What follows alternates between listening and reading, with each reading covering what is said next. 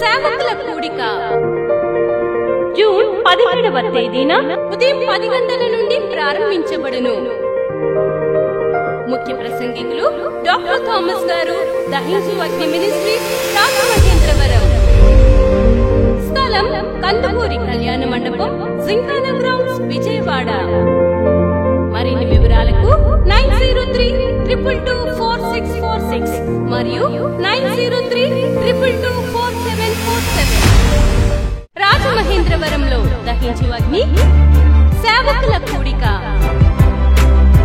June 30వ తేదీన ఉదయం 10 గంటల నుండి ప్రారంభించబడును. ముఖ్య ప్రసంగికులు డాక్టర్ థామస్ గారు, దహించు అగ్ని మినిస్ట్రీస్, రాజమహేంద్రవరం. స్థలం దహించు అగ్ని ఆడిటోరియం, నటరాజ్ థియేటర్, రాజమహేంద్రవరం. మరిన్ని వివరాలకు 9494940072 మరియు 73. విశాఖపట్నంలో దహించు అగ్ని ఆశీర్వాద అభిషేక కూడిక జూలై 3వ తేదీన సాయంత్రం 5:30 నుండి ప్రారంభించబడును. ముఖ్య ప్రసంగికులు డాక్టర్ థామస్ గారు, దహించు అగ్ని మినిస్ట్రీస్, రాజమహేంద్రవరం. స్థలం సుబ్బలక్ష్మి కళ్యాణ మండపం, రైల్వే న్యూ కాలనీ, విశాఖపట్నం. మరిన్ని వివరాలకు 9032227676 మరియు 9032228686. పరిశుద్ధాత్మ దేవుని గురించి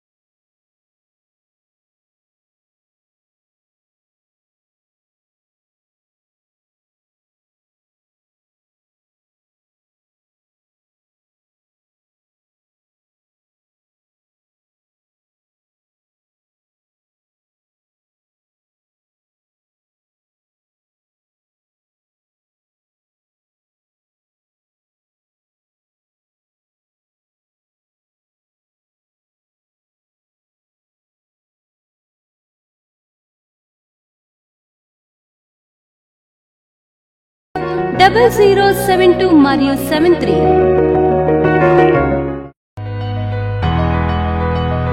సికింద్రాబాద్ లో దహించు అగ్ని అద్భుత అసాధారణ కూడిక ప్రతి శనివారం సాయంత్రం 5 గంటల నుండి ప్రారంభించబడును.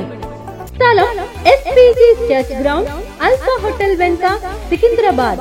మరిన్ని వివరాలకు 9494940074 మరియు 75.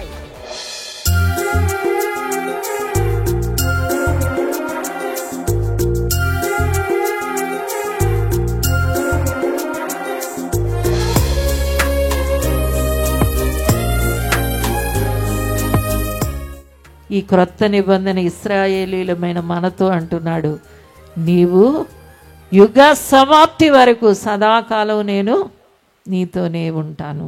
కాబట్టి ప్రతిదినం నీవు దేవుని నడిపింపుని కలిగి ఉన్నావు, ప్రతిదినం దేవుని సహాయాన్ని కలిగి ఉన్నావు, ప్రతిదినం దేవుని పోషణను నీవు కలిగి ఉన్నావు, ప్రతిదినం దేవుని యొక్క కాపుదలను నువ్వు కలిగి ఉన్నావు.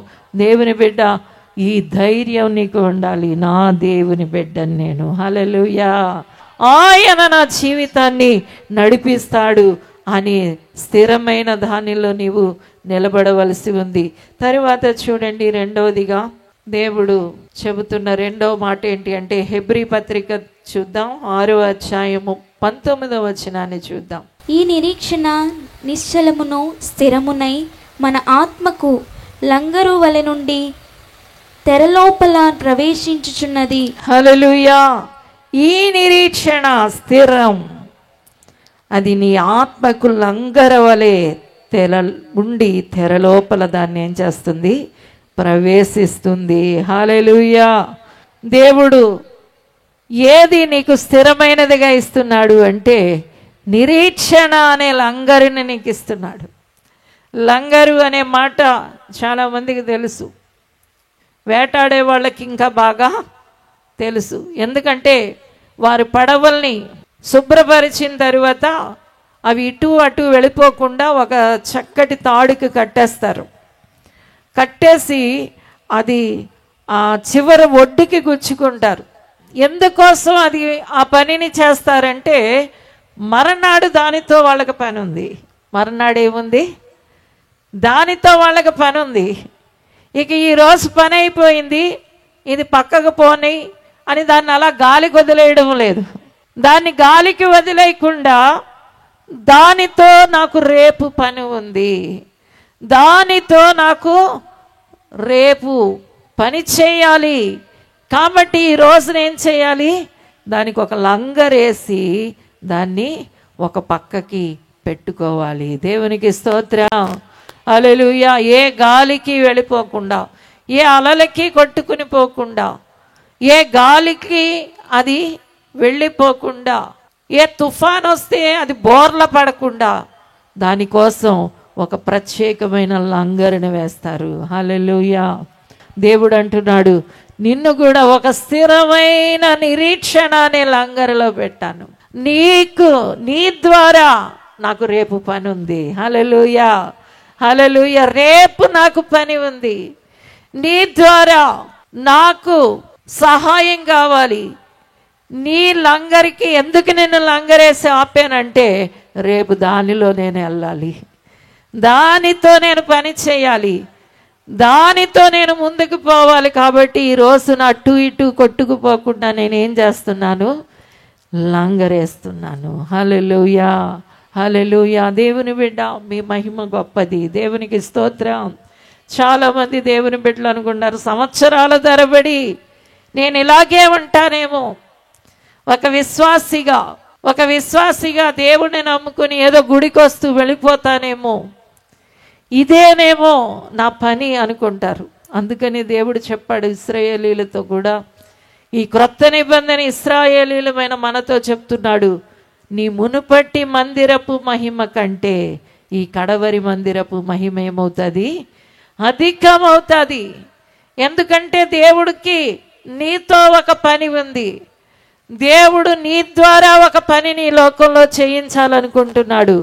కాబట్టి దేవుడు ఒక స్థిరమైన లంగరునేస్తున్నాడు. హల్లెలూయా, హల్లెలూయా. చూడండి, యోసేపు జీవితాన్ని మనం చూసినప్పుడు యోసేపుని చక్కటి జీవితం జీవిస్తున్నాడు, తండ్రి ప్రేమిస్తున్నాడు, నీతిగా బ్రతుకుతున్నాడు. అయితే అప్పుడు ఏం జరగలేదు. ఆ తరువాత అన్నలు ద్వేషించారు, గోతిలో పడేశారు, తరువాత ఐగుప్తీయులకి అమ్మేశారు. అప్పుడు కూడా ఏం జరగలేదు. తరువాత అక్కడ పోతీఫర్ ఇంటిలో ఒక బానిసగా ఉన్నాడు.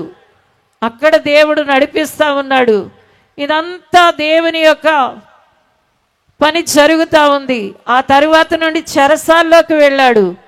అక్కడ కూడా దేవుడు నిలబెట్టాడు. చివరికి వచ్చేటప్పటికి దేవుడు యోసేపు ద్వారా తన పనిని జరిగించుకుంటున్నాడు. దేవునికి స్తోత్రం, హల్లెలూయా. యోసేపు ద్వారా తన పనిని జరిగించుకుంటున్నాడు.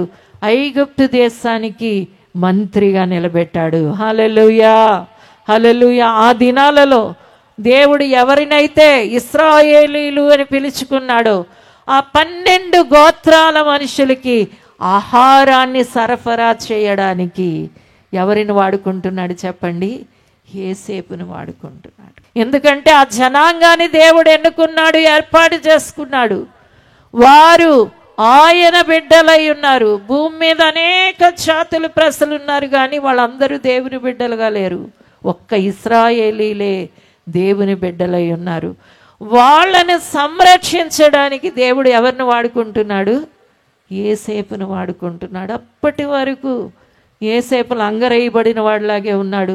ఎందుకు తన జీవితంలో ఈ పరిస్థితి అర్థం కావడం లేదు. ఇటు అటు ఊగుతున్నట్టుంది. లంగరేసిన పడవగా ఇటు అటు ఊగుతున్నట్టుగా యోసేపు జీవితం ఇటు అటు ఊగే పరిస్థితిలో కనబడుతుంది. చివరికి దేవుడు ఏం చేశాడంటే, వీళ్ళందరినీ పోషించడానికి నిన్ను నియమించాను. హల్లెలూయా. అందుకని అన్నగారులు వచ్చి భయపడతా నిలబడ్డారు యేసేపు దగ్గర. నిలబడినప్పుడు యేసేపు ఏం చెప్తున్నాడంటే, మిమ్మల్ని రక్షించాలని దేవుడు నన్ను ఏం చేశాడు, ముందుగా పంపించాడు. మిమ్మల్ని రక్షించాలనే దేవుడు నన్ను ముందుగా పంపించాడు. అదే దేవుడు నీ కొరకు ఏర్పాటు చేశాడు. హల్లెలూయా, హల్లెలూయా. దేవుని బిడ్డ, ఇప్పుడు మామూలుగా ఉన్నావు కానీ నీ మహిమ పెరగబోతుంది, నీ శక్తి పెరగబోతుంది. దేవుని మీద దేవుడు నీకు ఇచ్చిన కృప పెరగబోతుంది. ఒక రోజున దేవుని కొరకు నువ్వు నిలబడపోయి పని చేయబోతున్నావు. చప్పట్లు కొట్టి దేవుని నామానికి మహిమ చెల్లించండి. అది స్థిరమైనది, అది నిశ్చయమైనది. నీ ద్వారా కొంతమంది ప్రభు దగ్గరికి రాబోతున్నారు. నీ ప్రాంతములో దేవుడు నిన్ను వాడుకోబోతున్నాడు. నీ బంధువుల మధ్య, నీ స్వకీయుల మధ్య, నీ రక్త సంబంధుల మధ్య దేవుడు నిన్ను ఘనంగా నిలబెట్టాలనుకుంటున్నాడు. హల్లెలూయా. కాబట్టి ప్రతి వారు చెప్పండి, ఇది నా జీవితం కాదు. చెప్పండి, ఇది నా జీవితం కాదు, ఇంకా గొప్ప జీవితం నా కొరకు దాచబడి ఉంది. హల్లెలూయా, హల్లెలూయా. నీ జీవితం ఏంటి? ఇంకా గొప్పగా ఉండబోతుంది. అందుకనే యెషయా గ్రంథం 6వ అధ్యాయం 60వ అధ్యాయంలో అంటున్నాడు, లే, దేవుని మహిమ నీ మీద ఉదయిస్తూ ఉంది. ఉదయిస్తుంది ఈరోజు, రేపు, ఎల్లుండ. చివరికి అంటున్నాడు, అదే ఉదయ కాంతికి రాజులు కూడా లేచి వచ్చేస్తారు, జనాలు కూడా వచ్చేస్తారు. హల్లెలూయా, హల్లెలూయా. అలాంటి పని కోసం దేవుడు ఈ రోజున స్థిరమైన లంగరు, ఒక నిరీక్షణ ఉంది నీకు, ఒక నిరీక్షణ అనే లంగరు దేవుడు వేస్తున్నాడు. దేవుని బిడ్డ, ఈ జీవితం అయిపోదు. నువ్వు ఒక దేవుని బిడ్డగా ఉన్నావు. ఎన్నో అవకతవకలు, ఎన్నో బలహీనతలు, ఎన్నో లోపాలు, కానీ ఒక రోజు రాబోతుంది నువ్వు యేసులాగా ఉండబోతున్నావు. హల్లెలూయా, హల్లెలూయా. యేసులాగా నువ్వు మారబోతున్నావు. ఆయన సన్నిధి నిన్ను మార్చబోతుంది, ఆయన శక్తి నిన్ను మార్చబోతుంది, ఆయన మహిమ నీ మీద ప్రకాశించబోతుంది. కాబట్టి నీకు ఒక నిరీక్షణ ఉంది. ఇప్పుడు జీవితం కాదు నాది, గొప్ప జీవితం. అందరూ చెప్పండి, నీదే జీవితం, గొప్ప జీవితం. ఏదో ఇప్పుడు అనేక కష్టాల్లో ఉన్నాను, అప్పులు నా చుట్టూ ఉన్నాయి, రోగాలు అలుముకున్నాయి, నా భర్త ఇంకా మారలేదండి, నా భార్య నా మాట వినదండి, బిడ్డలు నా చెప్పు చేతల్లో లేరండి. ఈ జీవితం కాదు, నీకు గొప్ప జీవితం ఉంది. చప్పట్లు కొట్టి దేవుని నామానికి మహిమ చెల్లించండి. దేవుడు శ్రేష్టమైన జీవితాన్ని నీ కోసం దాచిపెట్టాడు దేవుని బిడ్డ. కాబట్టి నువ్వు ఒక శ్రేష్టమైన జీవితంలో ప్రవేశించబోతున్నావు. హల్లెలూయా. చివరిగా ఇంకొక మాట మీకు తెలియజేస్తాను. 2 పేతురు పత్రిక 1వ అధ్యాయం 20వ వచనాన్ని చూద్దాం. ఒకడు తన ఊహను బట్టి చెప్పుట వలన లేఖనములో ఏ ప్రవచనము పుట్టదని మొదట గ్రహించుకొనవలెను. ఏలైనగా ప్రవచనము ఎప్పుడునూ మనుష్యుని ఇచ్చను బట్టి కలుగలేదు గాని మనుష్యులు పరిశుద్ధాత్మ వలన ప్రేరేపింపబడిన వారే దేవుని మూలముగా పలికిరి. హల్లెలూయా.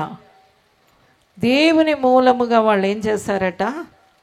పలుకుతున్నారు. 2 పేతురు పత్రిక 1వ అధ్యాయం 19వ వచనాన్ని చదువుదాం. మరియు ఇంతకంటే స్థిరమైన ప్రవచన వాక్యం, ఇంతకంటే స్థిరమైన ప్రవచన వాక్యం నీకు ఉంది. హల్లెలూయా. ఏ వాక్యం మనిషి ఇచ్చ వల్ల రాలేదు, ఇది పరిశుద్ధాత్మ ప్రేరణ వల్ల వచ్చిన ఈ వాక్యం. హల్లెలూయా, హల్లెలూయా. ఈ వాక్యం స్థిరమైనది. ఈ వాక్యం ఏం చేస్తుంది? స్థిరమైనది. ఈ వాక్యాన్ని నువ్వు గట్టిగా పట్టుకోగలిగితే, ఈ వాక్యాన్ని నీవు నోటితో చెప్పగలిగితే, ఈ వాక్యములో నీవు నీ ఆలోచనల్లోకి ఈ వాక్యాన్ని తీసుకోగలిగితే, దేవుడు అంటున్నాడు ఈ వాక్యే స్థిరమైనది. హల్లెలూయా. భూమి ఆకాశాలు గతించిపోతాయి కానీ ఈ వాక్యంలో పొల్లు కానీ సున్నా కానీ తప్పిపోదు. దేవుని వాక్యం స్థిరమైనది. అందుకని ఈరోజు నిన్ను కూడికలు, మీరు ఆదివారం వాక్యం వింటున్నారు, శుక్రవారం వాక్యం వింటున్నారు, టీవీలో వాక్యం వస్తూ ఉంది, యూట్యూబ్లో, ఫేస్బుక్లో ప్రతి చోట సేవకులు మాట్లాడుతూనే ఉన్నారు. ఎందుకంటే వాక్యమే స్థిరమైనది. హల్లెలూయా, హల్లెలూయా. ఈ వాక్యాన్ని నీవు గట్టిగా పట్టుకోగలిగితే నీవేమైపోతావుంటే ఒక స్థిరమైన బలమైన వ్యక్తిగా మార్చబడతావు. హల్లెలూయా. ఇందులో వాక్యం నీ జీవితంలో సంపూర్ణంగా నెరవేర్చబడబోతుంది. ఇందులో ఉన్న దీవెనలన్నీ నీకు ప్రాప్తించబోతున్నాయి. ఇందులో ఉన్న శ్రేష్టమైన ఆశీర్వాదాలన్నీ నీ మీదకి రాబోతున్నాయి.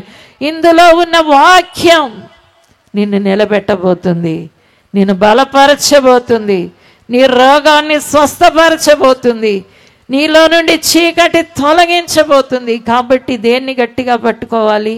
పక్కింటి అమ్మ చెప్పిన మాటన. కొంతమందికి ఈ వాక్యం అంతా వదిలేస్తారు, పక్కనింటిలో వాళ్ళు చెప్పిన మాటను గట్టిగా పట్టుకుంటారు. ఒక ఆవిడ మా సంఘానికి వచ్చేది.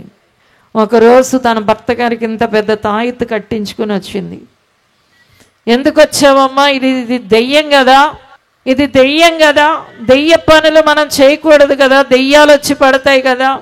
ఈ పోగులు కట్టించుకోవడాలు, ఈ తాయెత్తులు కట్టించుకోవడాలు, ఈ తాడులు కట్టించుకోవడాలు, చేతులు చూపించుకోవడాలు, ముహూర్తాలు పెట్టించుకోవడాలు, ఇలాంటి చీకటి పనులు, దెయ్య పనులు ఇవన్నీ చేయకూడదు కదా అంటే మా పక్కింటి ఆవిడ చెప్పిందండి అంటుంది. అంటే దేవుని వాక్యం కంటే ఎవరి మాట ముఖ్యం? వాళ్ళకి పక్కింటి పుల్లమ్మ మాటే ముఖ్యం. అందుకనే చాలామంది క్రైస్తవులు దీవెన పొందడం లేదు. ద్వితీయోపదేశకాండం 28వ అధ్యాయంలో దేవుడు చెప్తున్నాడు, నీవు నా మాటలు శ్రద్ధగా విని, నువ్వు నా మాటలు ఏం చేయాలి? శ్రద్ధగా వినాలి, వాటిని గట్టిగా పట్టుకోవాలి, ఆ ప్రకారమే నడవడానికి నీ జీవితాన్ని మలుచుకోవాలి. అప్పుడు దేవుడు అంటున్నాడు, అన్ని దీవెనలు నీకు ప్రాప్తిస్తాయి. హల్లెలూయా, హల్లెలూయా. అన్ని దీవెనలు నీ మీదే ఉంటాయి. నీ భోజనం దీవించబడుతుంది, నీ పానం దీవించబడుతుంది, నీ వస్త్రాలు దీవించబడతాయి, నీ ఇల్లు దీవించబడుతుంది, నీ పని దీవించబడుతుంది. నువ్వు బయటికి వెళితే దీవెన, లోపలికి వస్తే దీవెన. అన్ని దీవెనలు కూడా నీకు తీసుకొచ్చేది ఏంటి అంటే దేవుని వాక్యం. కాబట్టి వాక్యాన్ని ఎలా వినాలి? శ్రద్ధగా వినాలి. కొందరు పాటలు పాడేటప్పుడు జాగ్రత్తగా మంచిగానే వింటారు, అద్భుతాలు జరిగేటప్పుడు బాగానే చూస్తారు, ఇంక వాక్యం వచ్చేటప్పటికి ఇది నాది కాదు అనుకుంటారు. వాక్యమే నీది. దేవునికి స్తోత్రం. నీవు వాక్యాన్ని స్థిరంగా పట్టుకోగలిగితే దేవుడు అంటున్నాడు, నా వాక్యం స్థిరమైనది. హల్లెలూయా, హల్లెలూయా. దాన్ని గట్టిగా పట్టుకున్న వాళ్ళందరికీ దీవెనలు వర్షంలాగా క్రొమ్మరింపబడతాయి. హల్లెలూయా, హల్లెలూయా. 3 దినాలు యేసయ్య 3 దినాలు భోజనం పెట్టారు, వాక్యం చెబుతున్నారు. 3 దినాలు అయిపోయిన తరువాత దేవుడు ఏం చేశారంటే వారి కడుపు నింపడానికి ఈ లోక సంబంధమైన ఆహారం కూడా పెట్టి తృప్తిగా వారిని పంపించారట. నిజమే, దేవుని వాక్యానికి విలువనిచ్చే వారందరికీ కూడా గొప్ప దీవెన కలుగుతుంది, శ్రేష్టమైన దీవెనలు కలుగుతాయి. అందుకనే దేవుడు అంటున్నాడు ద్వితీయోపదేశకాండం 28:14లో, మీరు తలగా ఉంటారు కానీ తోకగా ఉండరు, పైవారిగా ఉంటారు కానీ కింద వారిగా ఉండరు. కాబట్టి నీ జీవితంలో ఏది స్థిరమైనదో తెలుసుకోండి. దేవుని బిడ్డలారా, నీ జీవితాన్ని దేవుడు నడిపిస్తున్నాడు అనేది స్థిరమైనది. దేవునికి స్తోత్రం, హల్లెలూయా. యేసు అనే బండ మీద నువ్వు ఉన్నావు, యేసు అనే పునాది మీద నీవు ఉన్నావు. ఆయనే నీ జీవితాన్ని అంతా నడిపిస్తాడు. రెండోది, ఆయన నీ జీవితాన్ని వాడుకుంటాడు. చప్పట్లు కొట్టి దేవుని నామానికి మహిమ చెల్లించండి. హల్లెలూయా. నీ మహిమ పెరుగుతూ ఉంటుంది, నీ వాడబడతా ఉంటావు. నీ చుట్టుపక్కల వారికి నీ మాటే గొప్ప విశ్వాసాన్ని కలుగజేస్తుంది. అలాగా దేవుడు నీ ముందు దినాలను నిరీక్షణ కలిగిన ఒక స్థిరమైన లంగరుగా దేవుడు పెట్టాడు. అది నిన్ను వాడుకోవడం కోసమే. దేవునికి స్తోత్రం. చివరిగా దేవుడు అంటున్నాడు, నా వాక్యమే స్థిరమైనది. ఆ వాక్యాన్ని ఎవరు గట్టిగా పట్టుకుంటారో ఇక అది స్థిరమే, అది నువ్వు ఇలా చెప్పావు కదా తండ్రి అంటే అలాంటి దీవెనలన్నీ క్రొమ్మరింపబడుతూనే ఉంటాయి, ఆశీర్వాదాలన్నీ క్రొమ్మరింపబడతాయి. అందుకని ఇశ్రాయేలీయులకి దేవుడు చెప్పాడు నిర్గమాకాండం 13వ అధ్యాయంలో, మీరు నొసటను కూడా దేవుని వాక్యం పెట్టుకోవాలి, నీ ఇంటి ద్వారాలలో వాక్యాన్ని పెట్టుకోవాలి, నీ గదులలో దేవుని వాక్యాన్ని పెట్టుకోవాలి. ఎందుకంటే ఆ వాక్యం నీ జీవితానికి దీవెనలు తీసుకొస్తుంది. అందరు లేచి నిలబడండి, ప్రార్థన చేసుకుందాం. దేవుని బిడ్డలారా, ఈ దేవుడు 3 విషయాలు మీతో మాట్లాడాడు. నీ జీవితాన్ని ఆయనే నడిపిస్తాడు అనేది స్థిరమైనది, నీ జీవితాన్ని దేవుడు వాడుకుంటాడు అనేది స్థిరమైనది, నీ జీవితంలో దేవుని వాక్యము అనేది స్థిరమైన దీవెన కలుగజేసేది. అందరూ చేతులు పైకెత్తండి. ప్రభువా, నేను నీ బిడ్డనయ్యా, నీ బిడ్డనయ్యా, నువ్వు దేవుని బిడ్డవి, నువ్వు దేవుని కుమారుడివి, నువ్వు దేవుని కుమార్తెవి. ఆయన రక్తము చేత కడగబడిన వ్యక్తివి నువ్వు, ఆయన రక్తము చేత కడగబడిన వ్యక్తివి. దేవుడు కోరుకున్న బిడ్డవి నువ్వు, దేవుడు నియమించుకున్న బిడ్డవి, దేవుడు ఏర్పాటు చేసుకున్న బిడ్డవు నువ్వు. దేవుని బిడ్డ, నీవు ఆయన బిడ్డవై ఉన్నావు, ఆయన బిడ్డవి. హల్లెలూయా. ఆయనే నీ జీవితాన్ని నడిపిస్తాడు అనేది స్థిరమైనది, ఆయన నిన్ను వాడుకుంటాడు అనేది స్థిరమైనది. అంతేకాదు, ఆయన వాక్యాన్ని నీ జీవితంలో స్థిరపరచబోతున్నాడు. ఆయన ఏం చెప్పాడో అవన్నీ నీ జీవితంలో నెరవేర్చబడబోతున్నాయి.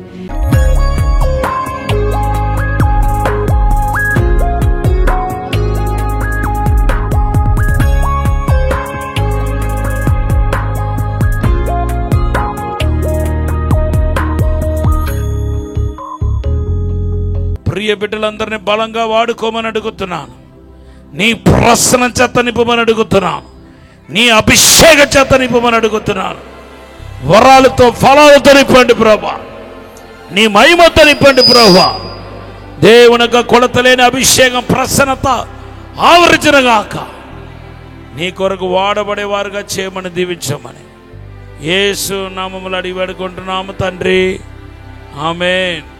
విజయవాడలో దహించు అగ్ని సేవకుల కూడిక జూన్ 17వ తేదీన ఉదయం 10 గంటల నుండి ప్రారంభించబడును. ముఖ్య ప్రసంగికులు డాక్టర్ థామస్ గారు, దహించు అగ్ని మినిస్ట్రీస్, రాజమహేంద్రవరం. స్థలం కందుకూరి కళ్యాణ మండపం, జింకానా గ్రౌండ్స్, విజయవాడ.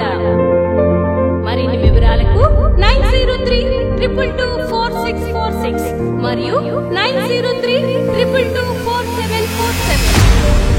రాజమహేంద్రవరంలో దహించు అగ్ని సేవకుల కూడిక జూన్ 30వ తేదీన ఉదయం 10 గంటల నుండి ప్రారంభించబడును. ముఖ్య ప్రసంగికులు డాక్టర్ థామస్ గారు, దహించు అగ్ని మినిస్ట్రీస్, రాజమహేంద్రవరం. స్థలం దహించు అగ్ని ఆడిటోరియం, నటరాజ్ థియేటర్, రాజమహేంద్రవరం. మరిన్ని వివరాలకు 9494940072 మరియు 73. విశాఖపట్నంలో దహించు అగ్ని ఆశీర్వాద అభిషేక కూడిక జూలై 3వ తేదీన సాయంత్రం 5:30 నుండి ప్రారంభించబడును. ముఖ్య ప్రసంగికులు డాక్టర్ థామస్ గారు, దహించు అగ్ని మినిస్ట్రీస్, రాజమహేంద్రవరం.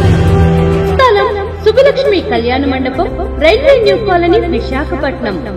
మరిన్ని వివరాలకు 9032227676 మరియు 9032228686. పరిశుద్ధ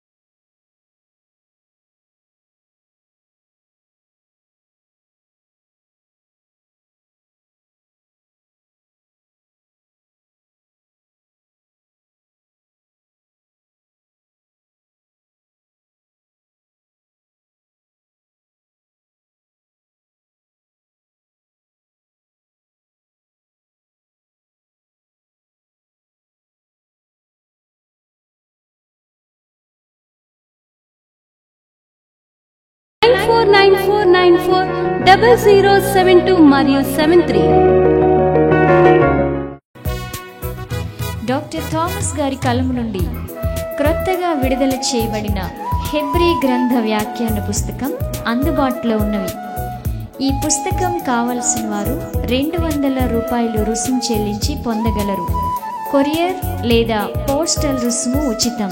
సంప్రదించుటకు మా ఫోన్ నంబర్స్ 9494940072 మరియు 9494940073.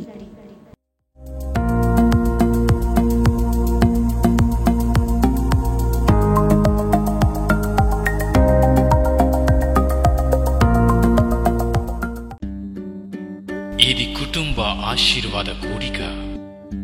ఇక్కడ మేము మా కుటుంబాలను కట్టుకున్నాం. మరి మీరు? అయితే ప్రతి శుక్రవారం రాజమహేంద్రవరంలో జరిగే ఈ కుటుంబ ఆశీర్వాద కూడికలో పాల్గొనండి. ఈ కూడిక జరుగు స్థలం దహించు అగ్ని ఆడిటోరియం, నటరాజ్ థియేటర్, రాజమహేంద్రవరం. సికింద్రాబాద్ లో దహించు అగ్ని అద్భుత అసాధారణ కూడిక ప్రతి శనివారం సాయంత్రం 5 గంటల నుండి ప్రారంభించబడును. స్థలం SPG church ground, alpha hotel వెనుక, సికింద్రాబాద్. మరిన్ని వివరాలకు 9494940074 మరియు 75. రాజమహేంద్రవరంలో దహించు అగ్ని అభిషేక ఆదివారపు ఆరాధన ఇప్పుడు ప్రతి ఆదివారం ఉదయం 9:30 నుండి ప్రారంభించబడును. తప్పక పాలు పొందండి, దైవిక ఆశీర్వాదం పొందండి. స్థలం దహించు అగ్ని ఆడిటోరియం, నటరాజ్ థియేటర్, రాజమహేంద్రవరం. మీ ప్రార్థన అవసరతలకు 9494940072 మరియు 73. ఈ టీవీ కార్యక్రమాన్ని చూసి ఆశీర్వదించబడినట్లయితే దహించు అగ్ని టీవీ పరిచర్యకు మరియు బ్లెస్సింగ్ ల్యాండ్ కు సహకరించండి. Dahinchu Agni trust current account number 357222444370, State Bank of India main branch, Rajamahendravaram. My address doctor Thomas Dahinchu Agni ministries, తుమ్మలోవా, Rajamahendravaram.